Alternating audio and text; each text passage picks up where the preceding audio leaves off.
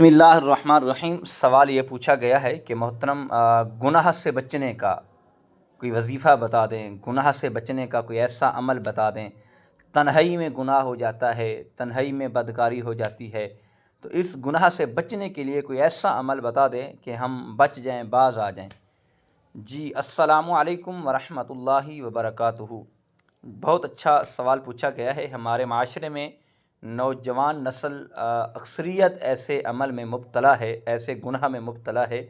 तो यकीनन देखें, हमारे बुज़ुर्ग फरमाते हैं, और गुनाह की इब्तदा जो होती है इंसान की अपनी आँख से होती है। पहले आँख बहकती है और फिर दिल बहक जाता है, और इसी तरह इंसान तन्हाई में गुनाह की तरफ चला जाता है, और तन्हाई में इंसान गुनाह कर बैठता है और पता भी नहीं चलता।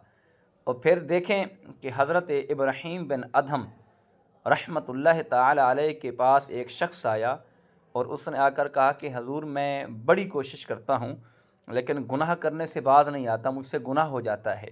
मैं गुनाह कर बैठता हूँ लेकिन कोशिश बड़ी करता हूँ कि गुनाह ना करूँ, लेकिन फिर भी मुझसे गुनाह हो जाता है। और इस बारे की मेरी रहनुमाई फरमा दें, मेरी कोई हेल्प फरमा दें, ताकि मैं कैसे गुनाह से बाज आ जाऊँ, कैसे गुनाह से बच सकता हूँ।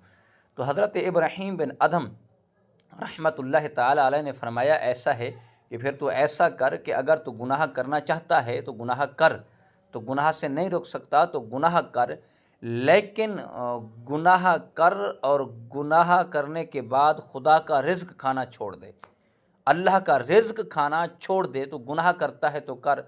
उसने कहा, हजूर वो कैसे हो सकता है, ये रिज़्क तो मैं नहीं छोड़ सकता। तो फिर हज़रत इब्राहीम बिन अदहम रहमतुल्लाह ताला अलैह ने फरमाया, फिर तो ऐसा कर, गुनाह करना चाहता है तो गुनाह कर, लेकिन खुदा की ज़मीन पर गुनाह ना कर। खुदा की जहाँ हुकूमत है, खुदा की जहाँ ज़मीन है, जहाँ तक खुदा का ताल्लुक़ है, तो उस एरिए में, उस जगह पे गुनाह ना कर। तो उसने कहा, हुज़ूर ये कैसे हो सकता है, ये तो कायनात भी खुदा के अंडर में है और खुदा ही इसका मालिक है। तो फिर हज़रत इब्राहीम बिन अदम ने कहा, फिर ऐसी जगह गुनाह जा के कर जहाँ तुम्हें खुदा ना देख रहा हो।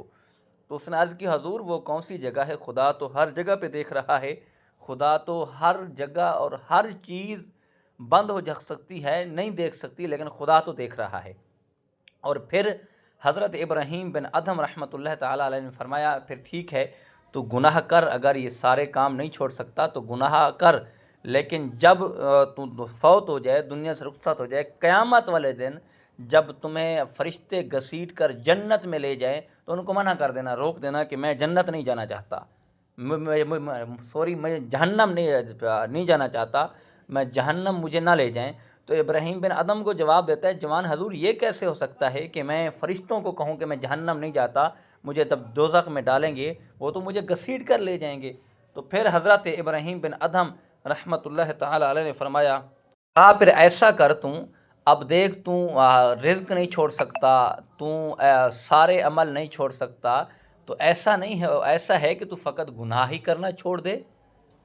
ये तो हो सकता है ना, सारे काम हो सकते हैं, लेकिन तू सारे कामों पे कहता है मैं ये कैसे कर सकता हूँ। तो इसी तरह ये भी हो सकता है कि तू गुनाह छोड़ दे।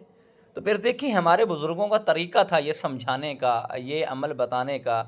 और यकीनन याद रखें कि जब हम नमाज़ पढ़ेंगे, जब हम कुरान की तरफ आएंगे, तो फिर देखें हमारे लिए ये सारी आसानियाँ हो सकती हैं।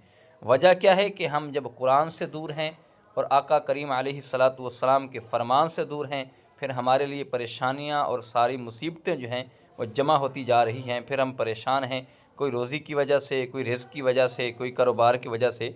तो यही वजह है। और जब नमाज और कुरान की पाबंदी करेंगे तो अल्लाह हमें हलाल रिज़्क भी अता करेगा, अल्लाह हमारे यहाँ परेशानियाँ भी दूर करेगा। वमा तौफ़ीक़ी